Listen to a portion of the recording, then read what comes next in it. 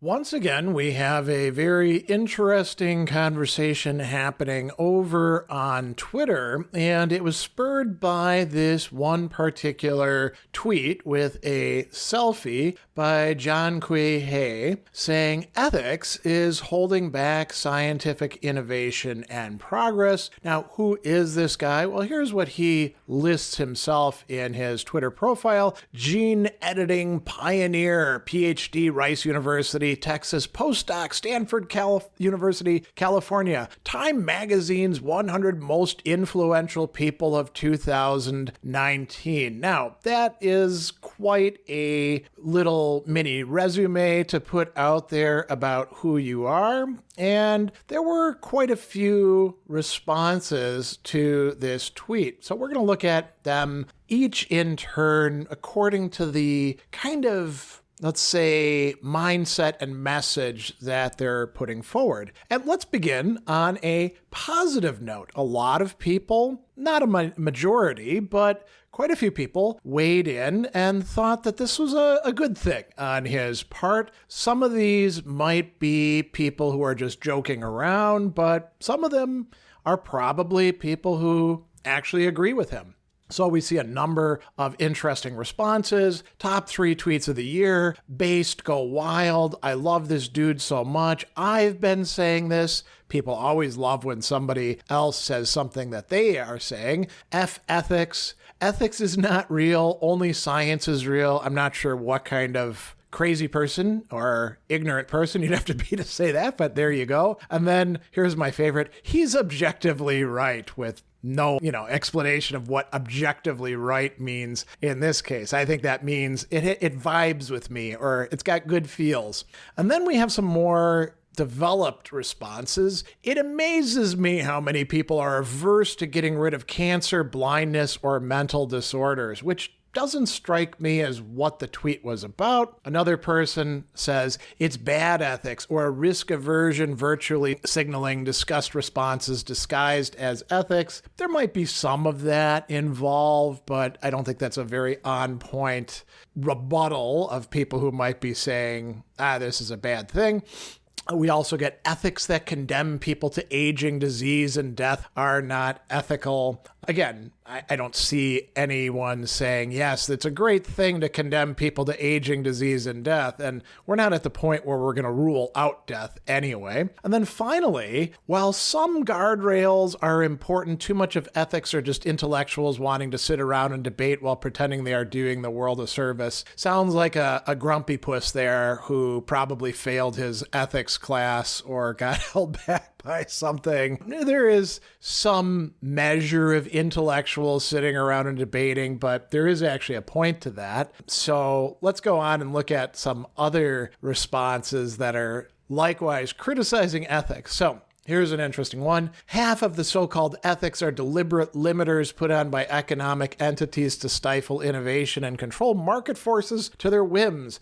Doctor, innovation must not bow before monopoly and impose restrictions tethering towards the what-ifs. So what a landscape this person is revealing about what goes on in their brain and their imagination. They must be a genius if they can actually say something about half of the ethics that are out there. I mean, I've been studying in the field for over 25 years, and I would be pretty leery about making generalizations about what's going on in ethics, but I guess some people know better. Another, ethics is good, but it should be practiced by the SMEs, not outsourced to ethics professionals. I know at least a handful of lawyers who became some sort of AI ethicists after the boom without ever having written a single LOC. Hard to see them as anything other than grifters.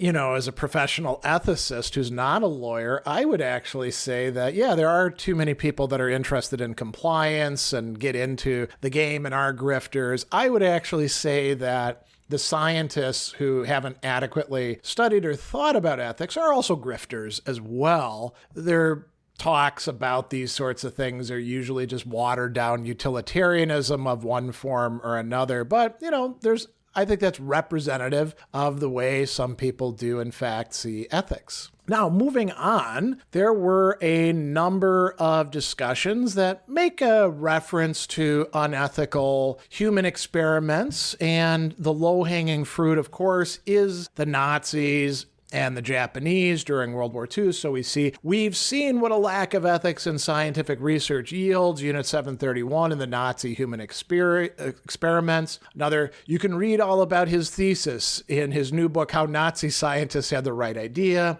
Calm down, Dr. Mengele. Say what you will, Zyklon. B was effective, right? Jiankui. So those are all about the Nazis. Then we have some more things about the Japanese. Congratulations on being the first Chinese scientist to stand up for Unit 731, which, if you know your history, did a lot of experiments on prisoners of war, including on Chinese people. And then finally, wasn't this the guiding philosophy of Unit 731? So again, low-hanging fruit, I would say, easy responses. Then we get some more that are closer to us, I would say, in geography and time. Yeah, that's the point of it, because if you don't have ethics, you end up with situations like Unit 731, whatever twisted stuff Mengele was doing, and J. Marion Sims doing gynecological experiments on enslaved black women. Here's another one. Here's a documentary about unethical human subjects research. There's a reason we routinely teach about Milgram, Zimbardo, Harlow, Humphreys, Tuskegee, and eugenics, and it's not to hold back science. And then I'm sure that saying is engraved on the tombstone of every victim of the Tuskegee experiment. So that's good that we're getting something besides just Nazis and Imperial Japanese. I think that an even better response, Pfizer says, hold my beer. And why is that a better response? Because we need to be paying attention to unethical experimentation that happens in the present day or in the recent past, not just talking about stuff that's, close to 100 years old. Here's another one. I hate the rise of faux intellectualism on here, that's on Twitter, and the fact that there are people who read this and think there's value to this argument. There were almost no ethics hindering scientific research before, and there are guardrails in place now for several reasons. That's a good point to make. We get some other funny responses that are likening him to a evil or mad scientist and a supervillain. So we read, love following your villain origin story, Jiankui, or new supervillain unlocked. This sounds an awful lot like an origin story. You have a lair with a secret submarine base, don't you? Supervillains right at the start of a comic book. And then someone look into this guy. He's 100% cloning dinosaurs. And there were a lot of, Jurassic Park references as well. And then finally, dude won't back down from his mad scientist evil ambitions and will announce it on social media daily with a picture of himself after having faced prison time for experiments on babies. You gotta respect it somehow. He is like a comic book character. Now, what's that all about? So here's a tweet, Miss Prison, and this is coming from a Wikipedia entry. In November 2018, he announced he'd created the first human genetically edited babies, twin girls who were born mid-October 2018 and known by their pseudonyms. The announcement was initially praised in the press as a major scientific advancement. Following scrutiny on how the experiment was executed, he received widespread condemnation. His research activities were suspended by the Chinese authorities in 2018, and he was fired by Sustec on 21 January 2019.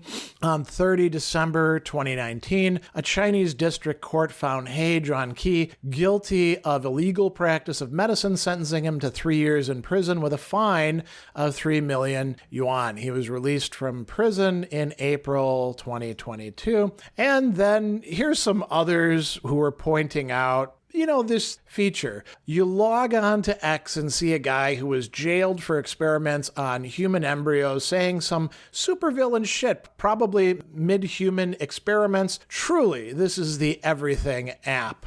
Another, create the first, quote, human genetically edited babies, mislead doctors into unknowingly implanting gene-edited embryos, receive widespread condemnation, Chinese district court finds you guilty, get sentenced to 3 years in prison, get out in 2022, tweet about it. Another, in case you're wondering what kind of person would say this, he got 3 years in jail because he forged ethical review documents and misled doctors into unknowingly implanting gene-edited embryos into 2 women. Another, this is probably what I'd say too if I subjected 2 non-consenting unborn children to a lifetime of medical testing and personal restrictions, all to try and likely fail to make them immune to certain strains of HIV.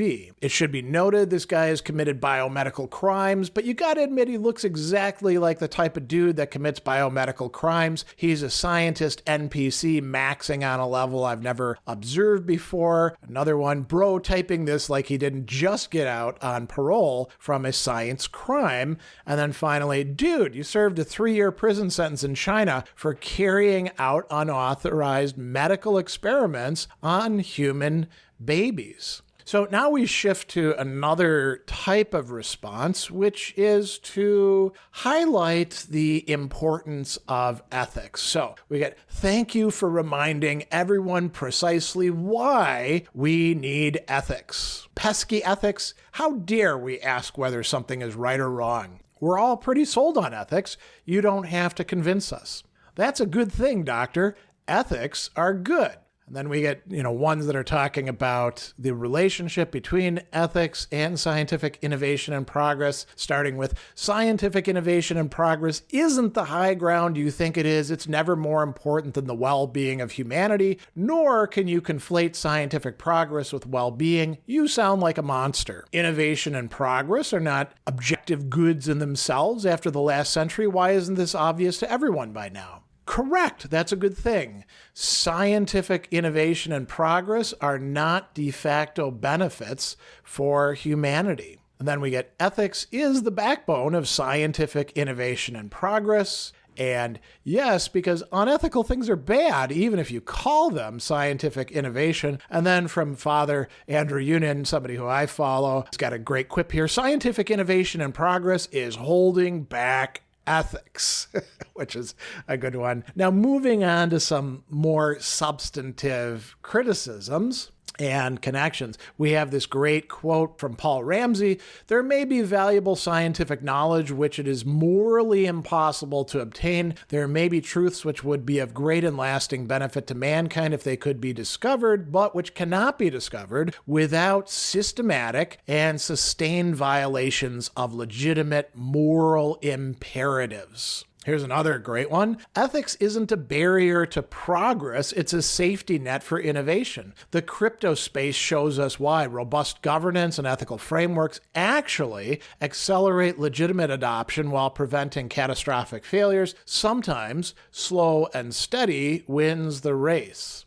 Here's one that I'm not quite sure about. Perhaps she's actually defending the researcher, but perhaps she's making a valuable point. And I don't think it can be both. So the sciences represent the most purest form of expression, our desire to explore, learn, and improve. At its heart, you have to be a humanitarian. To study and conduct experiments means you are straddled to immeasurable responsibility to advance our species to better the future. Now, if it means ethically, I'm in agreement with her. Otherwise, I think this is actually a good example of pro-science hype that gets science wrong. Here's another. Is someone going to tell them that's the point of ethics, to have a standard of democratized morality to ensure the will and well-being of the many isn't subverted by the few? Maybe I need a lab coat when I say it. Saying that ethics holds back innovation is like saying that a brake system holds back your car. I suppose it does, but only so you don't wrap your car around an effing tree. Here's another. Ethics sets boundaries on what should and should not be done, and nothing can be defined without a boundary to separate from the things that aren't it. Knowledge without defined boundaries is synonymous with madness. And then finally, ethics isn't holding innovation back, it's what makes innovation worth pursuing. True progress balances bold advancement with deep responsibility to humanity. The real revolutionaries find ways to push boundaries without sacrificing their moral compass. Now that assumes that they have one in the first place. Two other responses that I think are quite on point.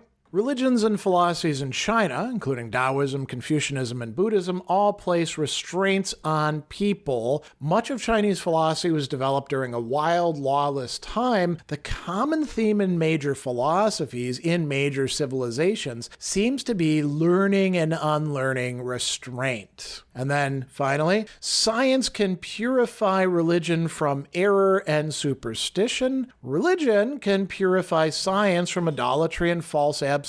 Each can draw the other into a wider world, a world in which both can flourish. And that's John Paul II saying that. Then we get some kind of funny ideas, but only half humorous, right? And then a really good point that's being made. So first, you should try CRISPR knocking out the narcissist gene. It would make you super famous. The whole world would adore you. You'd probably win a Nobel Prize, maybe even two. Draw your inspiration from the guy who proved that H. pylori causes ulcers. And then somebody else is even more direct. If only we could edit out unhinged narcissism. Then we get, you'll say this until you're the subject of whatever experiment you're thinking about, and somebody suggests that's what he ought to do. You know you can get around the ethics concerns if you do the experiments on yourself, right? And then finally, this is actually quite good. We have solidly transhumanist people in power, but I can't think of any genuine humanists in our day-to-day. Like, where are the people that are using tech to make childbirth less painful or to promote green space? Is everybody just robots, IVF, and space now? And that's a great point. You know, we could be using all of this sort of, even actually not all of it, just half of the brain power and money and resources to look at the things that are much, lower hanging fruit, things that would improve our lives considerably. Then we get another great suggestion here, one that I'm certainly amenable to. Sci-fi should be required reading. Now, why should sci-fi be required reading? It doesn't have to be just sci-fi. It could be other stuff as well. So we see a recommendation. Here are some books to read. 1, That Hideous Strength. 2, Frankenstein. 3, Brave New World. 4, The Machine Stops, and Jurassic Park. And then the question is, what else? And some of the answers to that: ethics guides, not just limit science. Check out number 6, The Immortal Life of Henrietta Lacks. Consent Issues, The Boys from Brazil. Eugenics Risks, Oryx and Crake, Bioengineering Chaos. And then somebody else suggests another work by Lewis that's in the same series as That Hideous Strength, Paralandria, especially Weston's discussion of the life force. Weston is a scientist who's actually in league with the force that is the devil, and a very interesting portrayal of what that's like there. And then we have some other suggestions. Philip K. Dick, To Android's Dream of Electric Sheep, The Minority Report, Total Recall, or We Can Remember For It You Wholesale. And then finally, Theobroitus. The answer is always Plato. I love Plato. I'm not convinced that that's always the answer, but it certainly wouldn't hurt to do some reading and some serious thinking about speculative fiction, because it poses the good stuff, genuine ethical issues having to do with science and technology and innovation. Finally, we're going to close on this. There's a really important point that a lot of these people who want to discard ethics always seem to fail to see. That itself is an ethical claim. You're just implying a cost-benefit trade-off without articulating what it is. And, that's a great response to these so clever but also so ignorant and stupid people who blather on about, we got to get rid of ethics. It's standing in the way of this, that, or some other thing that we want to advance. And if you're saying we should do that, you're making ethical claims.